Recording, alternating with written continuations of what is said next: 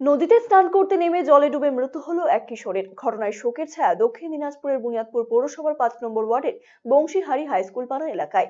Police জানিয়েছে মৃত কিশোরের নাম উজ্জ্বল মাল পাহাড়ি।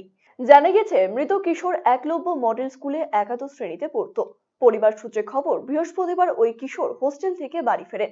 শুক্রবার শিবরাত্রি উপলক্ষে বন্ধুদের সাথে টাঙ্গন নদীতে স্নান করতে যায় ওই কিশোর। এরপরেই ঘটে অঘটন। আচমকায় জলে তলিয়ে যায় সে। বিষয়টি তার বন্ধুদের নজরে আসতেই তারা খোঁজ শুরু করেন সকলে। খবর পেয়ে ঘটনাস্থলে পৌঁছায় পরিবারের সদস্যরা। প্রায় ঘন্টাখানেক তল্লাশির পর অবশেষে জলে ভেসে ওঠে কিশোরের দেহ।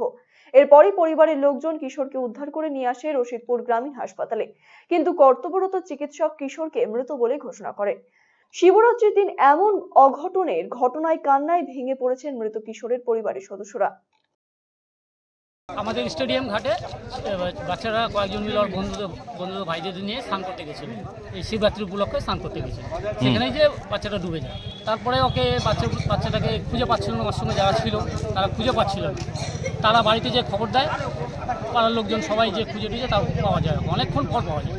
আগামী 9 মার্চ বিশাল সম্ভারের ইলেকট্রনিক সামগ্রী নিয়ে দুই দিনাজপুরের মধ্যে প্রথম রিলায়েন্স ডিজিটাল শোরুমের উদ্বোধন হতে চলেছে রায়গঞ্জে। বর্ণাঢ্য এই অনুষ্ঠানে উপস্থিত থাকতে চলেছেন জনপ্রিয় টলিউড অভিনেত্রী ঈশা সাহা। দ্বিতল বিশিষ্ট এই আউটলেটে থাকছে 3000-এরও বেশি নানা ধরনের প্রোডাক্ট। থাকছে ফ্রি ইনস্টলেশনের সুবিধাও, রয়েছে 0% ইন্টারেস্টে ইএমআই প্রদানেরও সুযোগ। তাই আর দেরি কেন, চলে আসুন রিলায়েন্স ডিজিটালে, NS road, Raiganj, Gitanjali cinema হলের পাশে। Phone number 7980181295।